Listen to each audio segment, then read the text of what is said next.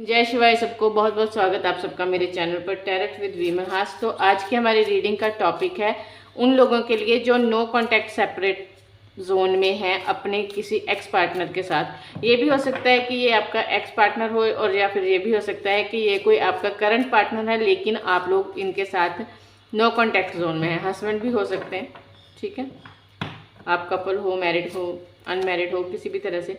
तो हम आज चेक क्या करने वाले हैं कि हमें ये देखना है कि क्या इस इंसान को आपके साथ नो कांटेक्ट जोन में जाने के बाद क्या इनको किसी चीज़ को लेकर रिग्रेट है अपने मन में, क्या इनको किसी चीज़ का पछतावा है, इनको कुछ फील होता है कि जो हुआ वो क्यों हुआ और कैसे हुआ। इस बारे में देखते हैं कि उनको उनके मन में क्या फीलिंग है। तो देखो हमारे पास रीडिंग स्टार्ट हुई है।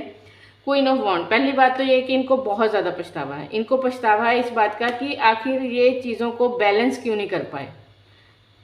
इनको ऐसा लगता है कि शायद पास्ट में जब आप लोगों के बीच में मनमुटाव हुआ उससे पहले सब कुछ इनके हाथ में था, ठीक है, सिचुएशन पूरी इनके अंडर कंट्रोल थी, लेकिन एकदम एक झटके से सब कुछ बिगड़ा होगा आप लोगों के बीच में।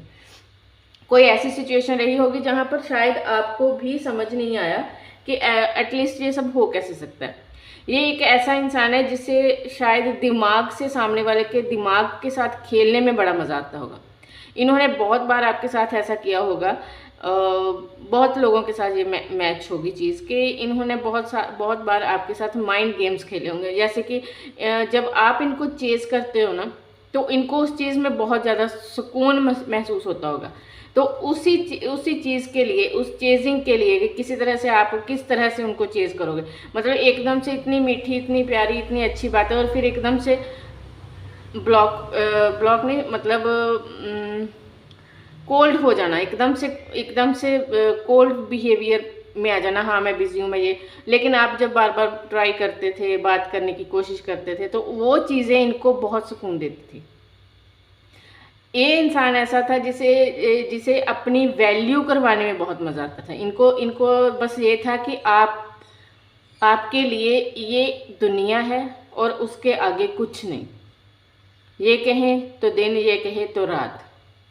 लेकिन सडनली आपने भी अपना बिहेवियर चेंज किया होगा। सडनली आपने, मतलब ऐसा होता है ना कई बार कि आप एक ऐसे इंसान हो जिसे अपनी वर्थ पता है, जिसे अपनी वैल्यू पता है। वो लगातार एक चीज़ देखता जा रहा है कि वो इंसान सामने वाला ये क्या कर रहा है, गलत कर रहा है, सही कर रहा है। लेकिन अचानक से जब उसे रियलाइज़ होता है कि नहीं यार ये कुछ तो गलत है, तो वो एकदम से अपने ट्रू सेल्फ में आता है कि नहीं, इसे प्यार नहीं कहते, इसे डोमिनेशन कहते हैं या फिर इसे मैनिपुलेशन कहते हैं। वो चीज़ें जैसे ही आपकी समझ में आई, आपने सडनली एक शिफ्ट लिया होगा, और ऐसा शिफ्ट लिया होगा जिसने इस इंसान की दुनिया ही हिला डाली।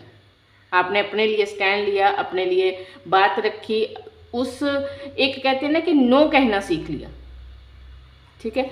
अपने लिए जैसे ही आपने स्टैंड लिया और आर्गूमेंट्स हुए, लेकिन स्टार्टिंग में इस बंदे को वो चीज़ बहुत ही ज़्यादा खटकी और इस इंसान ने एकदम से आपसे गैप बनाया, अपनी ईगो दिखाई, अपना प्राउड दिखाया कि हाँ मुझे नहीं चाहिए ये सब कुछ, मैं नहीं बर्दाश्त कर सकता,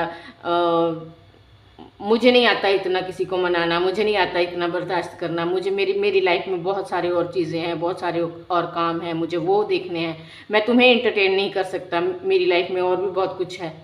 तो ऐसा आपको फील करवाया होगा कि जैसे कि आपने, ये बहुत ज़्यादा विक्टिम है, आपने बहुत कुछ इनके साथ बहुत बुरा किया, लेकिन जबकि ऐसा था नहीं। ये भी एक मैनिपुलेशन की ही टेक्निक होती है कि सामने वाले को इतना डाउन फील करवाओ, इतना रिग्रेट दो मन में कि वो पछतावे में रहे कि हाँ पता नहीं मुझसे क्या गलती होगी। लेकिन ऐसा होना चाहिए था इनकी नज़र में, लेकिन हुआ उल्टा। हुआ क्या? हुआ ये कि आपने अपने लिए स्टैंड लिया, आपने स्ट्रेंथ गेन। देखो कार्ड उठाने से पहले, क्योंकि हमारी टैरेट रीडिंग सिर्फ टैरेट कार्ड पर डिपेंड नहीं होती है, एक साइकिक रीडिंग्स होती है, ठीक है। आपने अपने लिए स्टैंड लिया, स्ट्रेंथ दिखाई, और आपने भी सामने से इस इंसान को या तो ब्लॉक किया या फिर चेज करना बंद कर दिया, बेसिकली चेज करना बंद कर दिया। और ये चीज़ इनको हजम नहीं हो रही। इनको इस बात का बहुत ज़्यादा रिग्रेट है कि शायद इन्होंने उस टाइम जिस तरह से आपको ट्रीट करना चाहिए था उस तरह से ट्रीट नहीं किया। क्यों? क्योंकि अब इनको अपनी लाइफ में वो खुशी फील नहीं होती। ठीक है, हो सकता है इन्होंने अपने आपके ऊपर किसी और को चूज़ किया उस टाइम में कि हाँ हाँ तुम्हारे साथ तो मुझे बहुत ज़्यादा चीज़ों को सेक्रीफाइस करना पड़ता है, तुम समझते नहीं हो, मेरा साथ नहीं दे सकते, मेरे गोल्स बहुत हाई हैं, तुम उस लेवल के नहीं, जा तुम्हें समझ में नहीं आता, या मेरी फैमिली नहीं मांगनेगी, ऐसा ऐसा कुछ बुलशिट सा रीजंस दिए होंगे, या ऐसी बकवास सी बातों पर को लेकर आपके साथ आर्गूमेंट्स हुए और उसके बाद नो कॉन्टैक्ट। लेकिन बहुत समय तक इन्होंने यही सोचा कि आपने गलत किया, आपको ये नहीं कहना चाहिए था, ये नहीं करना चाहिए था। लेकिन जैसे जैसे समय बीतता गया इन्हें बहुत बड़ा रियलाइजेशन हुआ है कि ये सब कुछ इनके हाथ में था, लेकिन इन्होंने अपने ईगो, अपने प्राउड, अपने माइंड गेम्स के चलते बहुत अच्छे एक सोलमेट इंसान को अपने से दूर किया है। और इस बात का इनको बहुत रिग्रेट है। ये बार बार उन पलों को, उस टाइम को बहुत ज़्यादा मिस करते हैं, क्रेव कर रहे हैं। आजकल इनके पास क्रेविंग बहुत चल रही है, इनके अंदर, इनके दिल दिमाग में क्रेविंग वाला बहुत बड़ा पार्ट चल रहा है। ये इंसान अब सोचता है कि काश कि उस समय इन्होंने इक्वल गिव एंड टेक किया होता, क्योंकि अगर ये इक्वल गिव एंड टेक करते तो आप जैसा केयरिंग नर्चरिंग इंसान कभी इन्हें छोड़कर नहीं जाता। आपको, आपकी वर्थ को आप ये पहचानना स्टार्ट किया है इस इंसान ने, और ये बहुत अच्छी बात है। और ये होता भी है, ये एक मैनिफेस्टेशन की टेक्निक कह लो या फिर सेल्फ लव की टेक्निक कह लो, ये दोनों चीज़ों में अप्लाई होती है। क्योंकि जब हम अपनी वैल्यू करना स्टार्ट करते हैं तभी दूसरा इंसान हमारी वैल्यू समझता है। जब तक आप किसी को अनकंडीशनल फेवर करते जाओगे ना, अनकंडीशनल उसकी बकवास बातों को भी सुनकर इग्नोर करना, चलो कोई बात नहीं मेरा अपना है, वो मेरा अपना करते करते उस इंसान की ईगो एंड प्राउड को हम इतना ज़्यादा नरिश कर देते हैं कि उसको फिर खुद के सिवाय कुछ दिखाई देना स्टार्ट ही नहीं होता। इवन कि आपके अपने इमोशंस आपको दिया गया उनके द्वारा हर्ट भी उनको दिखाई नहीं देता।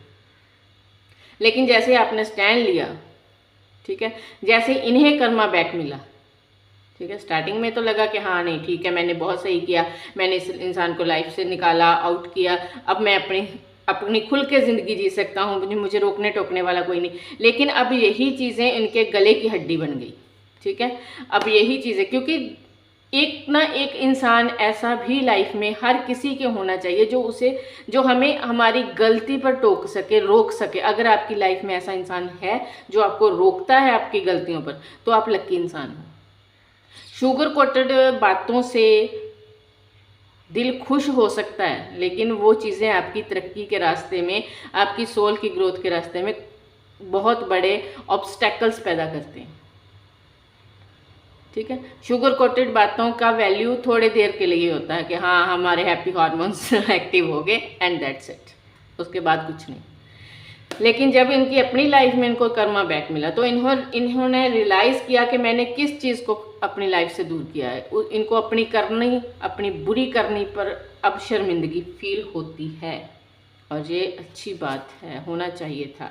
अब इनको समझ में आया कि आप इनकी लाइफ में परमात्मा की दी हुई एक ब्लेसिंग थे। आपको लूज़ करके इन्होंने अपने बैड कर्मास की गठड़ी को और ज़्यादा बड़ा और ज़्यादा भारी भरकम कर किया। बाई गॉड रिग्रेट कि हम जो कर रहे हैं ना रीडिंग, तो रिग्रेट तो भगवान की दया से आप लोगों का जो भी एक्स है, जो भी ये है, इसके दिल में बहुत ज़्यादा है, बहुत ज़्यादा। अब आकर समझ में आ रहा है कि यहाँ पर कहाँ पर मैंने गलतियाँ की, कहाँ पर मुझे ऐसे नहीं करना चाहिए था, ऐसे करना चाहिए था।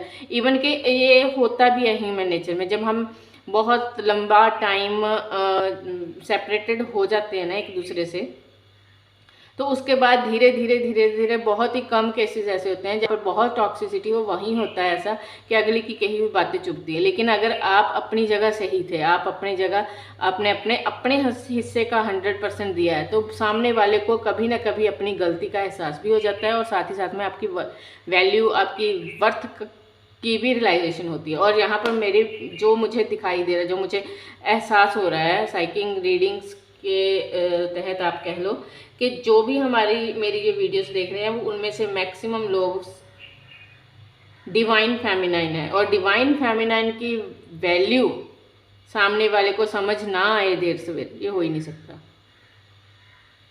ठीक है, तो रिग्रेट तो बहुत है, बहुत ज़्यादा है, काफ़ी पछतावा है अपनी करनियों पर, अपनी बेवकूफ़ियों पर, इवन कि मैं यही कहूँगी अपनी बेवकूफ़ियों पर।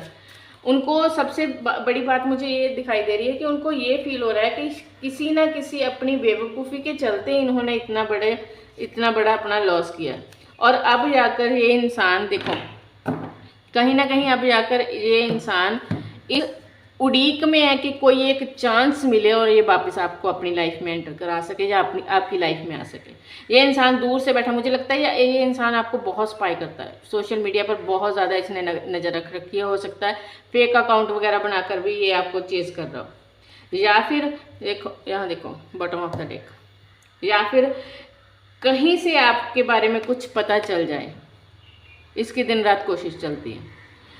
ये इंसान अब सिर्फ एक मौके की तलाश में है, एक मौके की तलाश में कि कहीं से किसी तरह से एक हल्का सा इशारा आपकी तरफ से मिले और ये पटक कर आपकी लाइफ में और कहीं ना कहीं मुझे लगता है कि अब अगर ये लाइफ में आपकी दोबारा एंट्री करता है ये इंसान, तो ये काफ़ी सुधरा हुआ रूप लेकर आएगा। चॉइस आपकी है, मैं कभी नहीं आपको ये कंपेल करूँगी, क्योंकि हम यहाँ पर ये देख ही नहीं रहे कि आपको वेट करना चाहिए या मूव ऑन करना चाहिए। हम सिर्फ ये देख रहे थे कि उस बंदे के मन में क्या चल रहा है। ठीक है, बंदा बंदी जो भी है, जेंडर स्पेसिफिक रीडिंग्स नहीं होती, कलेक्टिव रीडिंग है। Take what resonate and leave the rest. ठीक है, ओपन माइंड होकर सुनना। अगर ये बहुत टॉक्सिक कनेक्शन था तो ये रीडिंग शायद आपके लिए नहीं, ये रीडिंग उन लोगों के लिए जिनका पार्टनर, ठीक है, कमियाँ सब में होती हैं। ठीक है, ये भी था थोड़ा इगोइस्टिक कह लो या जो कुछ भी इसने किया, लेकिन फिर भी कहीं ना कहीं आप लोगों का एक सोल कनेक्शन था, सोल कनेक्शन था, उसमें सेपरेशन आया। ये बंदे को अब रिग्रेट है, दोबारा आपकी लाइफ में आना चाहता है, लेकिन मर्जी आपकी। अगर आप अपनी लाइफ में आगे बढ़ चुके हो तो कॉन्ग्रेचुलेशंस, अपनी लाइफ को एंजॉय करो। अदरवाइज़ अगर आप भी अभी भी इस इंसान के साथ अपना कनेक्शन फील करते हो, एक डिवाइन कनेक्शन फील करते हो, तो चांस देने में कोई बहुत ज़्यादा हर्ज नहीं, आप दे सकते हो। बाकी मर्ज़ी आपकी, मैं फिर से कह रही हूँ, मर्ज़ी आपकी। ठीक है, रीडिंग कैसी लगी मुझे बताना ज़रूर। चैनल को लाइक शेयर एंड सब्सक्राइब करना। Love you guys, bye.